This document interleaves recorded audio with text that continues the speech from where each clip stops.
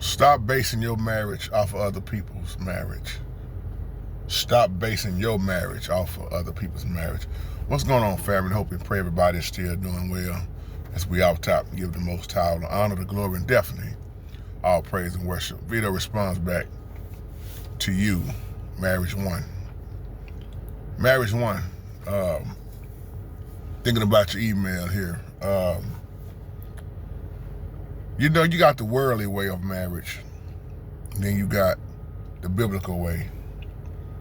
And those who follow pretty much the biblical way care less about the worldly way. Well, let me say this in a better way, because you have a lot of Christian marriages and Christianity that loves the same way as the worldly marriages in so many ways. It's got to be the big ring. I'm not talking about everybody, where they put more emphasis on the wedding than the covenant. I'm not talking about everybody. And I have to say it that way because I'm going to do some, what's the word I'm looking for? If you follow an Israelite way, you're not going to care about all that. That's why when you deal with Israel, you'll hear a lot of people tell you they don't care nothing about getting the government in their business, you know. And then you got some that believe in polygyny. Let's just keep it real. So you got different things out here. Just throwing it out there. Do I agree with polygyny and polygyny? I care nothing for it. All I need is one wife, and I have my one wife. That's all I need. No disrespect toward nobody. All I need is one. But it's so many people that I know, they base their marriage off of somebody else. Did you know, what's her name, let his wife do this and do that? Or in their marriage, this happens and that happens. Do you know she let her husband do this? Her husband can, see, that's an issue. That's their marriage. When you base your marriage off somebody else, first of all, that's them once again. Everybody's different.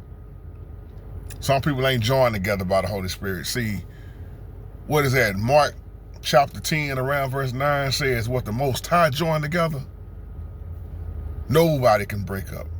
Let no man destroy it, break it up. And that's the question right there. Who joined you together? There are a lot of people that's married, but there are a lot of people that's married that don't have a covenant. Let's look at the one who designed it and defines it. The Most High showed us that a man will leave his mother and father to cleave to his wife. Leave his father and mother to cleave to his wife, excuse me. He that find a wife find a good thing, Yah shows favor. Two become one. That's very important to understand that. Then that keeps everybody else out your business. There have to be unity. Two become one flesh. And then you got to set those boundaries, because there are people that love to cause division and confusion in your marriage. You're not being mean when you tell people to stay the hell out your business. It's not your business. Gossip is always destroying marriages, okay? Let's say that. So you got to set those boundaries, especially in your own family. Privacy is very important. Most people that I know that have a successful marriage, they keep people out of their business. You don't know what's going on in their marriage. But everybody's different. You got to be praying together hard. There are people that's married that have trust issues. There's people that's still married. Some of them got caught with cheating, and they still decide to stay with each other. So there's many reasons why people are doing what they're doing and getting divorced. But when you keep people out your business, your marriage, that's the key right there. Most times first. And then it's this, I always ask, what kind of husband do you have? What kind of wife do you have? See, there are people that want to be married. They want the title husband. If you really, I broke this down in a few videos not too long ago. If you break down the word husband, y'all come back and tell me what that means. Y'all already should know, some of y'all. And what it really means. and what's being jointed, what's being held together, excuse me. There are many men that want that title but don't want to be a husband. There are many ladies that want to carry the title wife but don't want to do the wife duties. There are many people all up inside of the church faking with their marriage. They make you think they got it all together, but in reality, they just cussed each other out on their way to church. I've seen it. I've seen pastors and pastor wives cuss each other out on church parking lot on their way home. Keeping people out of your business, though, is the key. Every time when I used to talk to different people at this old job I was at, they was always telling me and comparing their marriages with their kinfolks. Man, if I could just do like my Uncle Joe, man, Uncle Joe got it going on. Uncle Joe wife don't say nothing. Uncle Joe this, Uncle Joe that. But then you look at Uncle Joe, when you meet Uncle Joe is going through some serious mess. Uncle Joe is not happy. Uncle Joe just complain. There's no way I'm going to compare my marriage with somebody else. I use Pastor Corey for an example. When I look at Pastor Corey and Sister Jackie, I don't try to compare myself with their marriage, what they doing. Whoever I'm looking at and around, I'm not going to compare my marriage with them. There's people that's married that's looking at other folks' finances where they making way more money than I'm married, man. You got people that's making the money, but they too tired to spend it.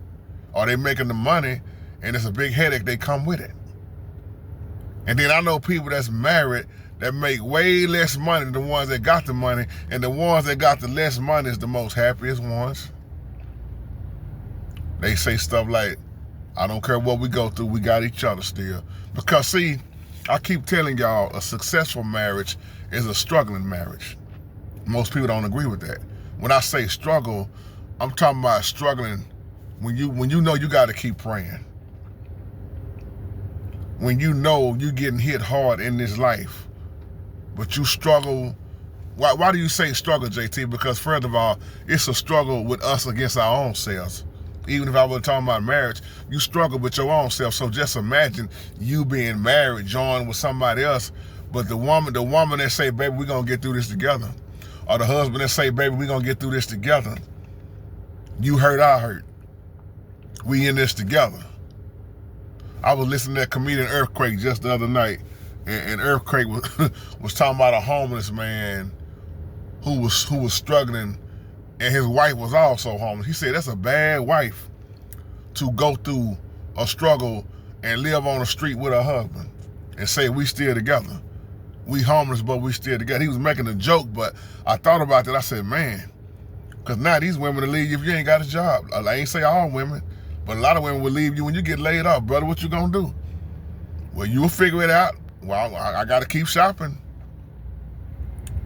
But when you keep comparing your marriage with somebody else, and oh, please don't think these Hollywood marriages is the way to go, but that's Hollywood way, not Yahweh. Many people base their marriages off of the money. You know, how much money she make, how much money he make, you know. But you think about what I'm saying. What kind of marriage do you have? Gossip kills the marriage once again. Looking at others. Man, I gotta be like the Joneses. Who are they? And what are they doing to keep what they got? How they get it? So I just wanted to share this little real talk. I can say little real talk video with you. Love your email. I've been trying to get back with a lot of these emails. Y'all noticed lately I've been responding back. And appreciate everybody coming on with the live chats. That was fire this afternoon. That was on fire right there. And I appreciate the new people coming in with your feedback, your input. On point. Love you. Y'all continue to just keep on moving forward and move higher and higher. I love you. Shalom.